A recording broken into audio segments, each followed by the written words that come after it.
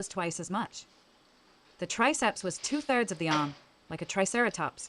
It moved legendary while waking, like Gritty.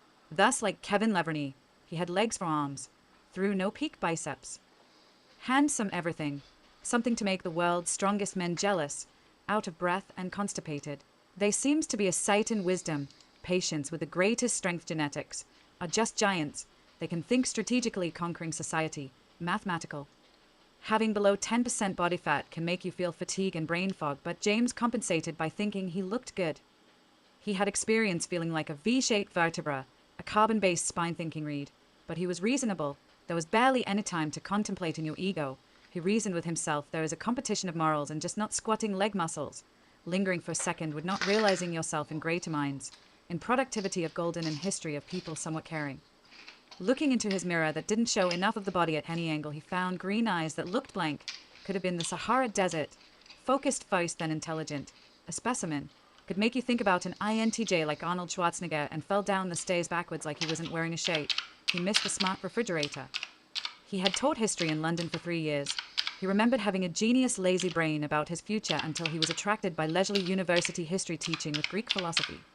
There was searching for his fitting potential, a worrying, frustrating amount of time, or until something was lazy enough. There were so many things he could do, anything his previous teachers had said. But when faced with the decision, he didn't feel he had the right perspective or choosing demeanor. Layers of perspectives for the right times he had, needless of action. Nothing was going to change in history, was it? He was in a brutal band called Until the End, on next Sunday, and a progressive metal band called Terribly Drawn Circles. He needed an outlet, being creative, thinking about songs and segments on automatic. They were working on the songs I'm Going to Pull the Plug, When the Neighbors Wake Up, Life is Horrible, and Then You Die by a Mumsford Piano, and Funeral of Docs. Rappers with dementia sounded contemporary, but he couldn't do rap. Singing song I Can't Feel My Legs asterisk. I can't feel my legs. I've drunk too much triple shot espresso. You need more blast beats. Listening to their music was like brain surgery and a cat biting your toe at the same time. Modern and niche like poetry aficionados wanting to go to a club or being raw food vegan. Not the progressive band. What was unusual with this backbone linebacker build or combination wasn't endurance or speed, but the clever mind indeed. Maybe one wouldn't expect him to be so smart, looking with jaws chiseling and eyes piercing. You put him into pressure, yet he powered through mind and philosophizing.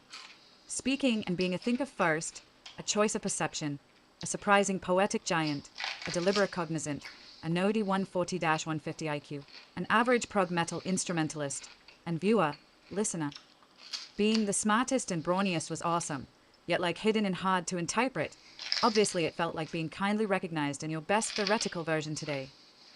He had joined Mensa and conveyed with these surprisingly social people and respected the weird. All through 150 he had messed up the questions and only barely made it 134 on the test.